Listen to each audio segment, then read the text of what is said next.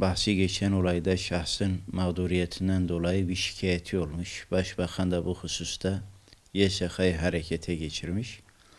Tabii ki bu olumlu bir gelişme.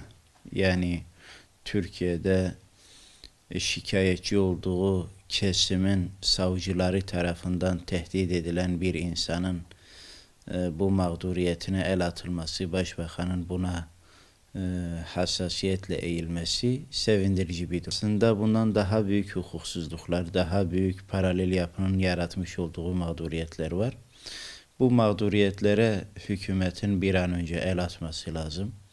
Tabii ki bizim dosyamız daha yargı aşamasındayken, yargılanma sürecimiz devam ederken biz paralel yapının mağduru olduğumuzu, genelde Türkiye'de, özelde Doğu ve Güneydoğu Anadolu bölgesinde paralel yapının çok kirli ilişkilere girdiğini, çok kirli işlere bulaştığını, muhafazakar kesimi mağdur ettiğini, kendisine rakip görmek istemediğini, bütün İslami kesimleri kendisine rakip gördüğünü, bundan ötürü de aynı zamanda eş zamanlı operasyonlar düzenleyerek aynı anda bölgenin tamamında Antep'te, Maraş'ta, Elazığ'da, Malatya'da, Muş'ta, Van'da operasyonlarla Müslümanları gözaltına alıp onları çok komik nedenlerle cezalandırması aslında paralel yapının Müslümanlara taalluk eden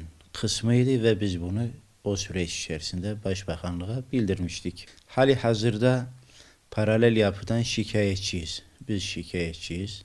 İslami kesimler şikayetçi. Paralel yapıdan olmayan herkes paralel yapıdan şikayetçi. Sayın Başbakan'ın kendisi şikayetçi. Fakat sebebi hikmeti nedir bilemiyoruz. Sayın Başbakan 17 Aralık'tan bugüne kadar bu hususta somut bir adım atmış değil. Somut bir adım atması için delilleri mi yok? Ellerinde yeterli malzeme mi yok? Yoksa mağdurların somut durumları mı yok? Onu bilemiyoruz. Fakat şayet delillendirememekten şikayetçilerse veya malzeme azlığından dolayı bu paralel yapıya dönük bir girişimde bulunamıyorlarsa bu hususta Elazığ İhya dosyası, Adıyaman Vahdet dosyası, Mustazaf dosyası gibi dosyalar hükümet için delil niteliğindedir. Her ne kadar dava dosyasına aslında yansıyan işte Kutlu Doğum etkinlikleri, Kerbela tiyatrosu, Filistin'e destek mitingleri, gıyabi cenaze namazları, Filistin için yardım kampanyaları falan gibi Türkiye'nin tamamında yapılan meşru işler suç olarak gösterilmişse bile kayıt altına alınmayan sorgu süresince özellikle dernek yönetici ve temsilcilerine sorulan sorular paralel yapıyla alakalı olup derneğin, camianın paralel yapıya bakış açısı bir fiil sorgulanmıştır. Paralel yapıdan bu kadar bahsedildiği bir dönemde hala İhya dosyasının yeniden gündeme alınmaması, İhya dosyası üzerinden paralel yapının en azından Elazığ, Malatya bölgesindeki uzantılarına müdahale edilmemesi, İhya dosyasındaki paralel yapı mağdurlarının mağduriyetinin giderilmemiş olması Başbakan için vicdani bir mesele olması gerek. Yani vicdanının rahatsız olması lazım. Yeniden yargılanma mümkün olursa şayet bu dosyanın biz temize çıkacağına inanıyoruz. Özellikle Türkiye'deki Müslümanlardan istirham ediyoruz. Bugün bize karşı işlenmiş olan bu suç yarın kendilerine karşı da işlenmiş olacak. Yarın kendileri de suçsuz yere mağdur edilmiş olabilirler. Kendilerinin de hakları ellerinden alınmış olabilir.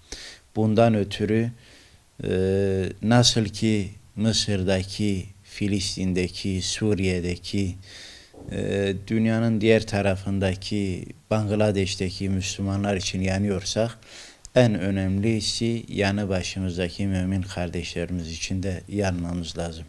Onların acılarını paylaşmamız, onların acılarını gündeme getirmemiz lazım. Hükümet yetkililerinden de talebimiz şudur: dünyanın dört bir tarafındaki müminlere, Müslümanlara umut olduğunuzu söylüyorsunuz. Kahire'dekinin, Beyrut'takinin, Şam'dakinin, Bağdat'takinin sevgisinin peşine düştüğünüzü, onların sevgisini arzuladığınızı söylüyorsunuz. Onların size hayır dualarda bulunduğunu söylüyorsunuz. Ama size en çok lazım olan sizin bizzatihi yönettiğiniz insanların hayır duasıdır. Onların hayır duasına ihtiyacınız olduğu gibi bedduasından da sakınmanız lazım. Fırat'ın doğusunda ayağı, bedeni, kolları, başı, gözü kırılmış bir sürü Müslüman var. Bunların hakkını Allah bize sormadan bizim bunları iade etmemiz gerektiğini hatırlatmak istiyoruz.